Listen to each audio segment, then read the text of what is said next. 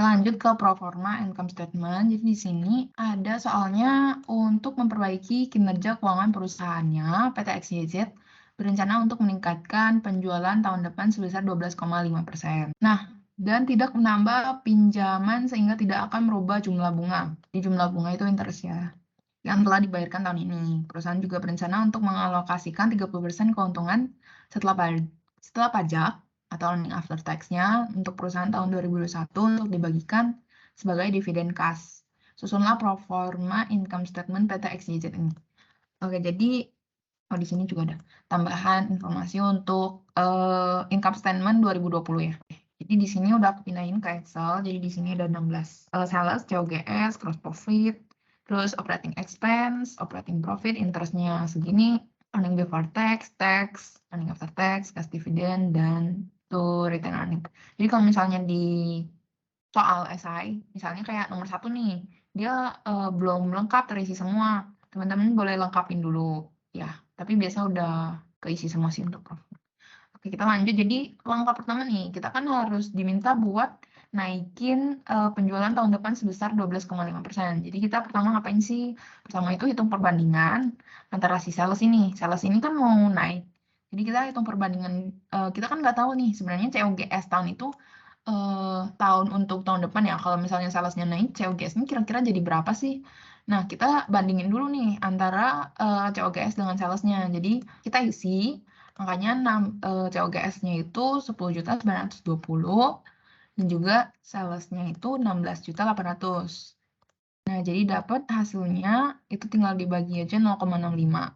Nah, nanti ini fungsi rasionya bakal aku jelasin later ya. Oke, jadi lanjut ke operating expense dibagi sales. Jadi kita selain mau tahu nih antara perbandingan COGS, itu kita juga mau tahu perbandingan sales dengan operating expense dan juga interest. Cuman karena di sini interest tidak akan merubah jumlah bunga, sebenarnya ini nggak usah dihitung. Tapi tergantung dengan soal lagi sih sebenarnya. Oke, jadi kita lanjut operating expense dibagi dengan sales. Operating expense-nya di sini Rp840.000 dengan salesnya 16.800. Terus kita bagi aja jadinya 0,05. Kemudian interest-nya itu di sini kan 420.000 dibagi dengan salesnya 16.800 yaitu sebesar 0,025. Nah, udah dapat nih rasionya.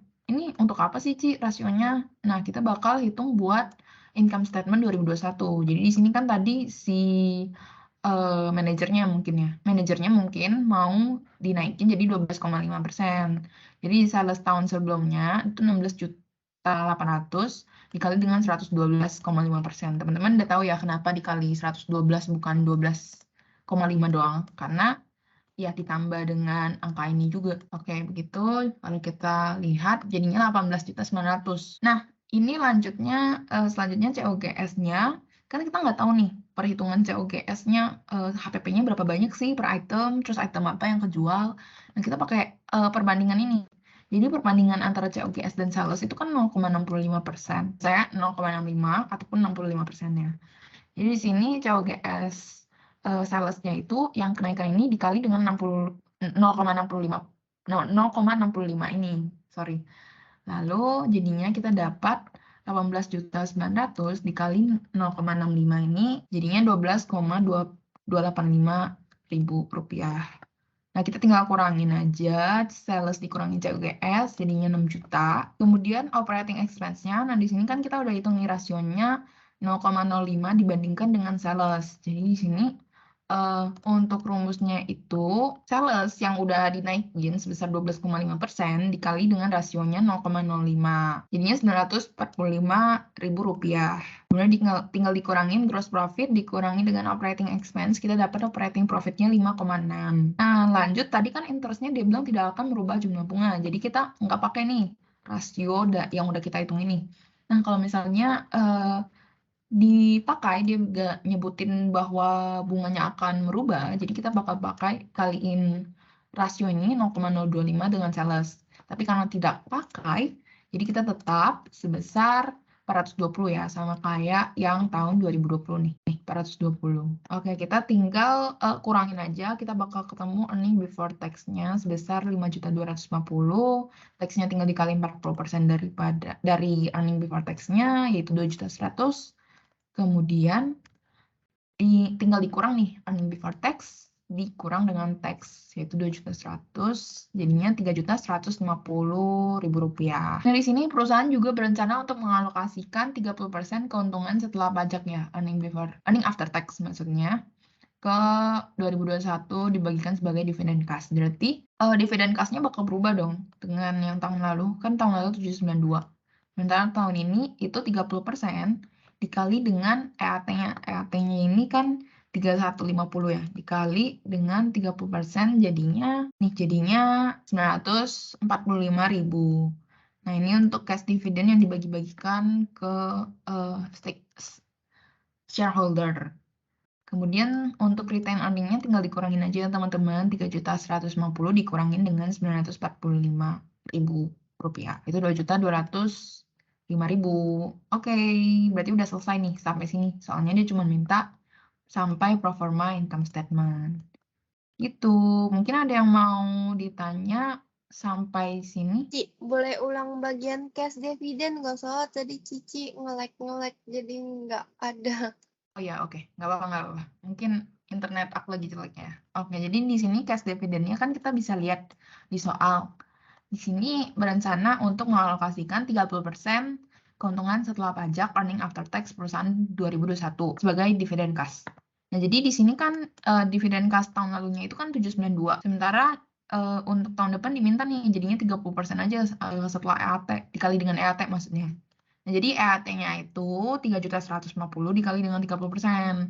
Jadinya kita dapat hasilnya itu 945.000 rupiah, 945.000 rupiah. Jadi tinggal dikurang aja untuk cari return earning-nya. Jadi 3 juta dikurang dengan 900 itu dapatnya 2.205.000 gitu. Jelas kan tadi? Jelas, Ci.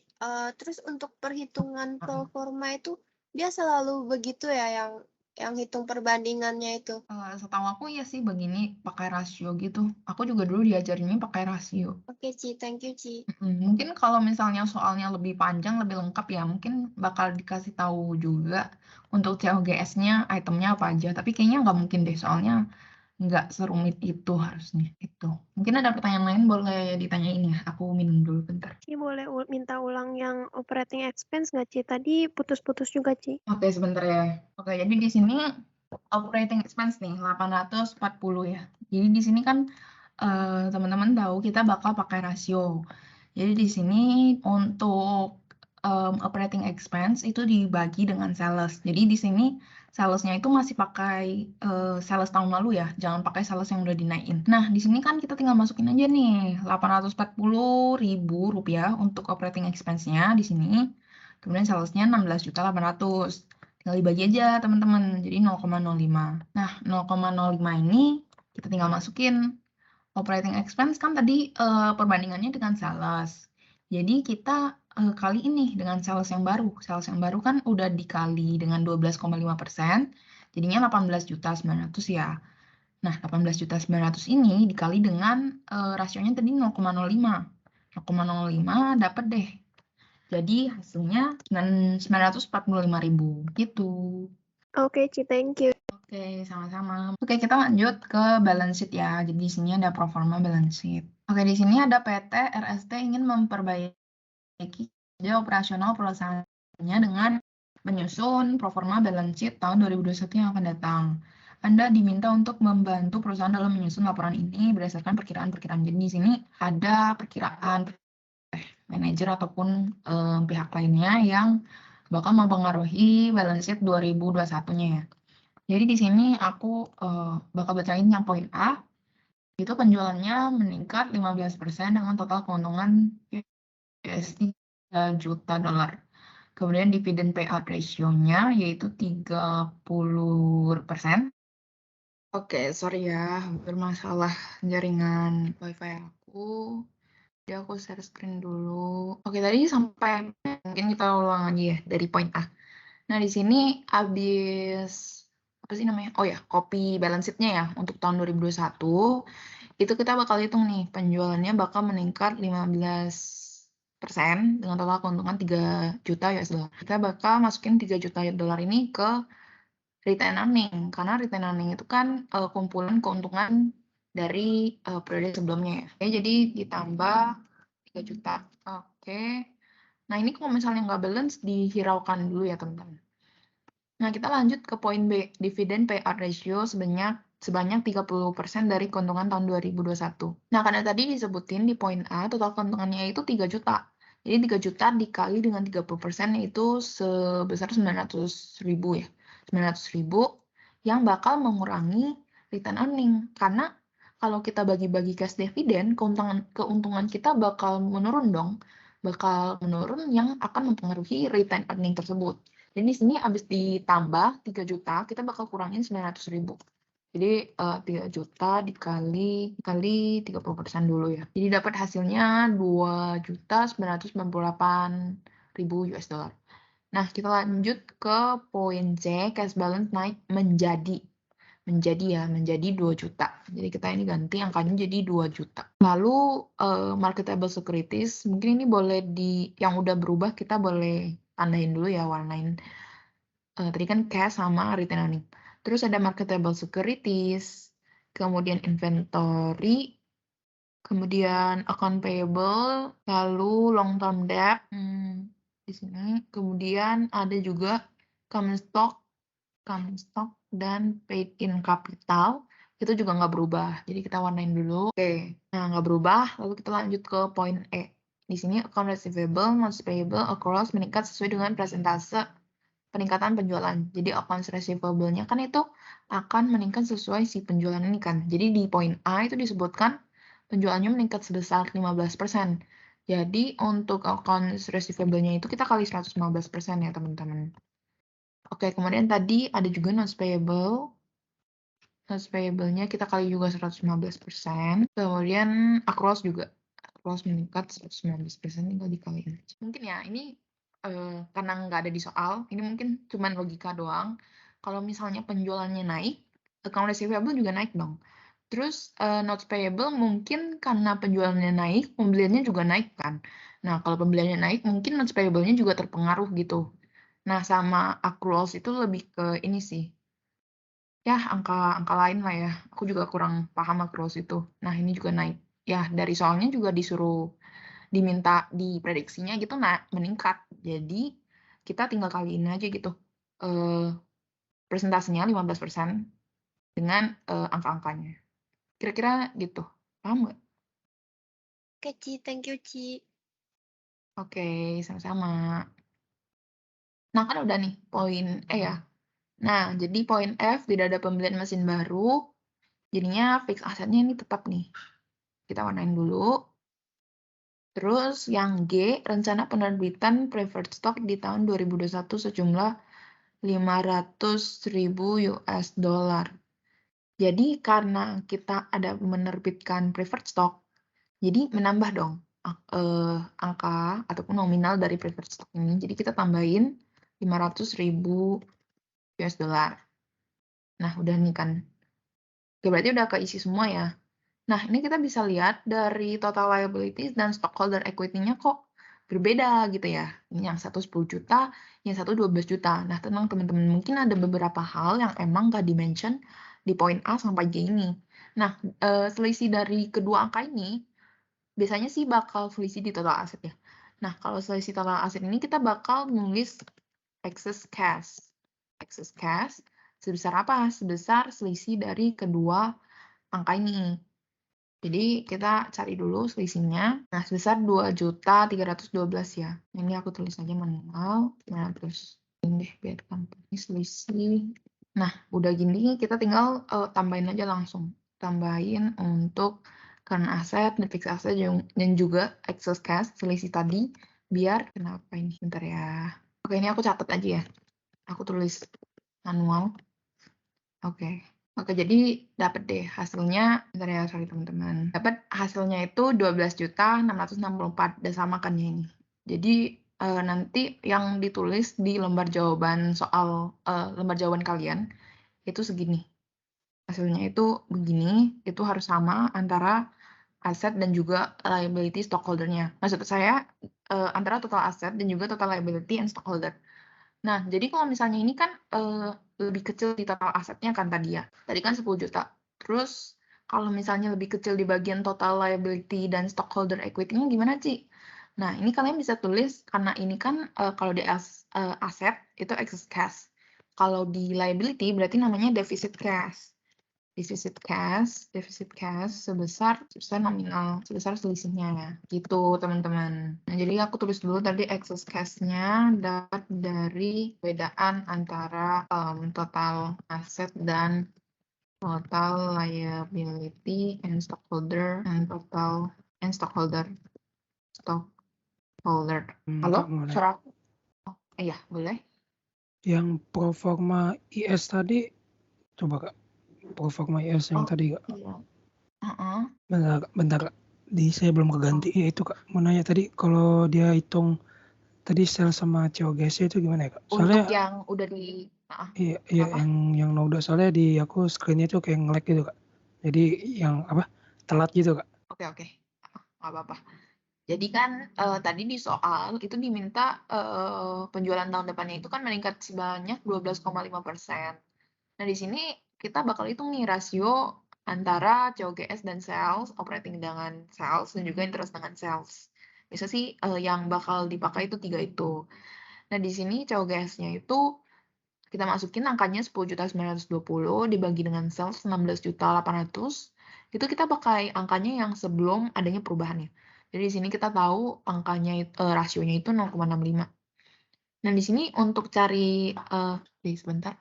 Oke. Jadi untuk sales-nya itu kita bakal kaliin 112,5%. Jadi di sini setelah kali itu jadinya 18.900. Nah, 18.900 ini kita bakal nyari juga COGS-nya. Nah, tadi kan kita dapat rasionya itu 0,65. Jadi kita bakal kaliin ke sales kita yang baru nih.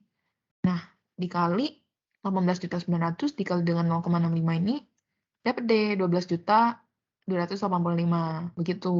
Tadi yang lainnya Iya, udah Kak. apa? Nah, Berarti untuk yang operating expense itu di operating expense juga ya Kak? iya, pakai rasio yang udah kita hitung. Jadi pakai perbandingannya yang sesuai ini ya, sesuai operating expense. Jangan kita cari operating expense pakai rasionya si JOGS. Nanti salah hasilnya itu. Berarti untuk operating expense tadi gross profit-nya dikali sama 0,05 ya Kak? Bukan gross profit karena kita bandingin sama sales. Jadi kita juga harus kali sama sales. Karena di sini kan yang diminta dinaikin kan salesnya ya. Jadi kita patokannya sama sales. Iya, itu deh. Oke Kak. Berarti yang hitungan yang operating expense per sales itu dipakainya tadi di mana ya Kak? Sorry, boleh diulang? Yang hitungan operating expense per sales itu Kak. Itu Jadi dipakainya sama kayak COGS. Jadi tinggal dikali aja nih sales dikali dengan rasio nih. Rasionya kan tadi kita dapat dari si operating expense tahun lalu ya. Ini angkanya 840.000 dengan dibagi dengan sales. 16.800.000. Nah, dapat rasionya 0,05, langsung dimasukin nih. Sales yang udah dinaikin itu 18.900 dikali dengan rasionya 0,05. Jadinya dapat deh operating expense-nya 945. Jadi ini kan kelihatan gitu kan perubahan kenaikannya juga. berarti dia pakai yang sales semua gitu ya Kak? Maksudnya yang operating expense hitungnya pakai yang sales punya. Sales yang udah diperbarui gitu. Iya, benar. Berarti untuk yang interest itu sama ya Kak? Sales dikali sama yang 0,025 itu. Sales. Iya, untuk interest cuman di sini soalnya diminta tidak akan merubah jumlah bunga. Jadi kalau misalnya kita tidak ada perubahan, jadi pakai ini angka tahun lalu juga nih sama 420.000 gitu. Cuman kalau misalnya di soalnya minta nggak diminta ini nggak diminta apa sih? Maksudnya jumlah bunganya bakal berubah ya, jumlah bunganya bakal berubah jadi dipakai nih rasionya 0,025 gitu. Sama Ya, aja Kak, kayak ini operating expense. Iya, Kak, berarti dia rumusnya yang nomor 1 tuh cuma ada 3 itu aja ya Kak? Iya, karena biasa yang berubah itu 3 ini. COGS, operating expense, sama interest. Untuk tax biasa ini sih bakal sama tiap tahun ya. Kecuali emang diminta sama soalnya berbeda. Terus cash dividend sebenarnya sama. Karena kan kalau misalnya perusahaannya nggak minta ada perubahan, nggak bakal ada perubahan sama jumlah saham yang beredar ataupun investornya gitu kan sebenarnya sama kan ya. Nah, tapi di sini karena di soalnya minta buat berencana untuk mengalokasikan 30% keuntungan setelah pajak. Nah, itu baru dikali EAT, nggak pakai rasio-rasio gini. Tapi kalau misalnya nggak ada keterangan ini, sebenarnya cash dividendnya sama aja sih sama tahun lalu gitu. Oke, Kak. Kak, mau nanya satu lagi, Kak, yang perhitungan market Iya. book value, Kak. Oh ya, boleh. Market book value. Ini ya, ini. Ya, kenapa? Tadi hitungannya rumusnya gimana, Kak? Ini nih, aku tulis rumusnya market price per share for common stock dibagi dengan book value per share for common stock. Jadi di sini kan informasi tambahan dari soal itu udah ada market price per share-nya itu kan $2,5 ya. Kemudian book value per share-nya itu kita kan nggak tahu nih. Jadi kita pakai nih angka dari common stock di balance sheet ya. Di balance sheet.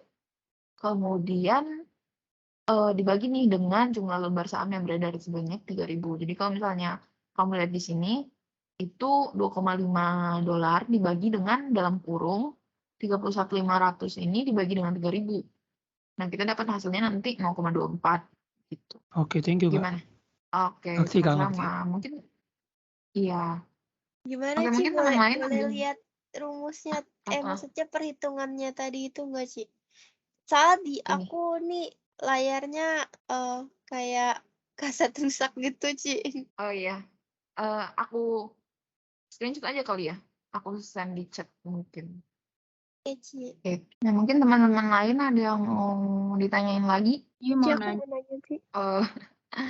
Yang mana dulu nih? Aku mau nanya buat yang pro forma IS tadi, kalau misalkan interest-nya itu dia di soal nggak dikasih tahu kalau misalkan nggak berubah, itu berarti perhitungannya itu yang 18.900.000 dikaliin sama rate-nya yang udah kita hitung tadi, bukan Ci? Iya, benar-benar. Jadi kalau misalnya nggak ada keterangan itu ya di soal. Jadi gini, kalau disebut tidak berubah gitu.